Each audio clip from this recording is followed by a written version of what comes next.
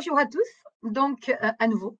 Donc moi je suis Marie Péquignot, je suis chercheuse en biologie et je travaille sur les maladies dégénératives de la vue et je suis aussi directrice opérationnelle de Génopolis, qui est une unité d'accompagnement à la recherche dédiée à la médiation scientifique. Donc nous créons, coordonnons des actions de médiation scientifique et de vulgarisation scientifique et nous formons les personnels à la médiation scientifique, les personnels de recherche et les personnels support.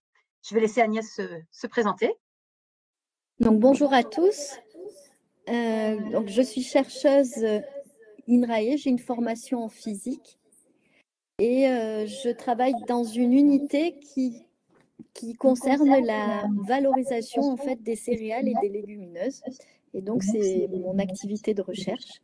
Mais je fais aussi beaucoup de médiation scientifique, donc à hauteur de 60% au sein de Génopolis avec Marie.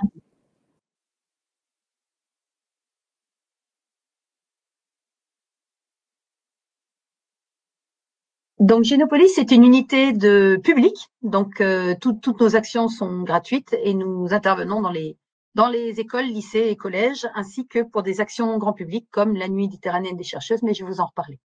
Et donc cette unité appartient à un consortium qui est un consortium européen, donc financé par l'Union européenne, et qui est tout autour de la Méditerranée et qui propose un certain nombre d'actions, et en particulier donc ce congrès qui nous rassemble aujourd'hui.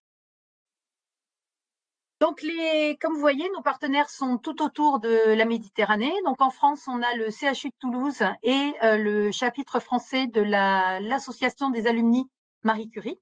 Et nous avons également donc des partenaires à la fois en Espagne, en Italie, en Grèce, à Chypre, en Turquie et en Tunisie, et donc tous les chapitres de la MCA.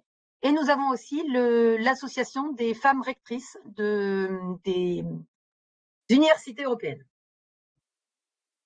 Donc, ceci est un petit film pour expliquer un petit peu les buts de Mednight.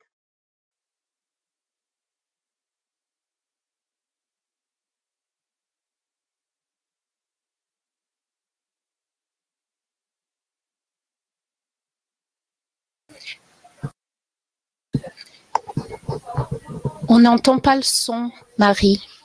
Ah, ok, je recommence.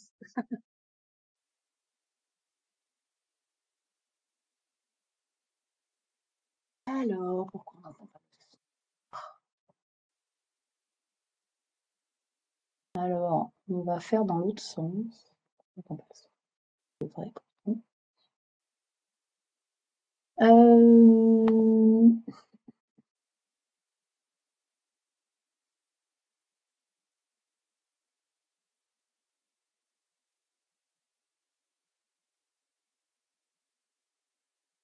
Ok. Est-ce que tu peux mettre ton micro? Je vais bloquer mon son et on va voir si on arrive à le faire comme ça. On tente comme ça. Merci pour prévenir.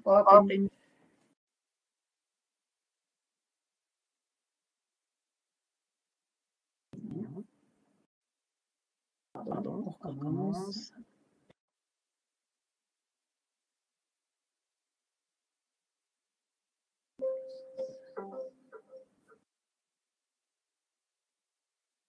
La mer Méditerranée est un symbole de créativité, de recherche du sens de la vie, de sagesse et d'amour de la nature et des peuples. Sa population, ses pays, ses cultures partagent de multiples valeurs et caractéristiques communes qui ont permis remarquables au cours de l'histoire dans les domaines de la philosophie, de l'art, de la science et de la technologie. Mais la mer Méditerranée vit un moment décisif pour les 500 millions de personnes qui vivent sur ses rives. Changement climatique, pollution, surpêche, désertification, incendies, manque d'opportunités pour les jeunes et tant d'autres problèmes communs.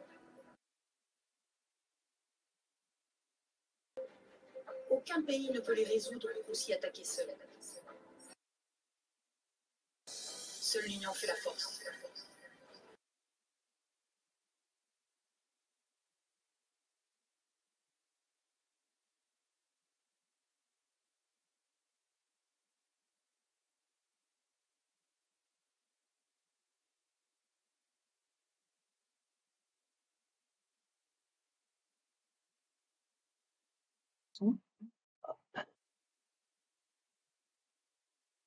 Donc, là, je suis désolée, je vais garder la fiche de l'année dernière. La nuit méditerranéenne des chercheuses, c'est donc la nuit européenne des chercheurs pour toute l'Union européenne. Et nous sommes donc financés par l'Europe, comme je disais, dans cet appel d'offres. Et pour notre consortium, nous l'avons appelé la nuit méditerranéenne des chercheuses pour, d'une part, rappeler cette union méditerranéenne, mais également pour rappeler qu'il y a des femmes en sciences. Ce n'est pas que masculin, ce qui est souvent pas forcément conscientisé, on va dire. Et cela dit, notre nuit méditerranéenne des chercheuses ne ressemble pas du tout que des chercheuses. Il y a aussi des chercheurs, mais il y a aussi tous les autres métiers, puisqu'il y a énormément de métiers différents dans les laboratoires et dans tous les fonctions support qui aident les laboratoires à fonctionner. Donc nous vous donnons rendez-vous. Donc c'est le 26 septembre 2024, c'est un vendredi. Ça sera 2025, pardon. Ça sera de 16h30 à 22h30 au lycée Joffre pour le côté méditerranéen et au CHU de Toulouse pour le côté montpelliérain et pour le côté Toulouse au CHU de Toulouse. C'est évidemment complètement gratuit et il y a de la recherche dans tous les domaines, dans énormément de domaines différents. Ça peut aller de la sociologie à la linguistique en passant par l'astrophysique, la chimie et plein d'autres domaines tout à fait passionnants. Donc, n'hésitez pas, venez rencontrer les personnels de recherche qui n'attendent que ça.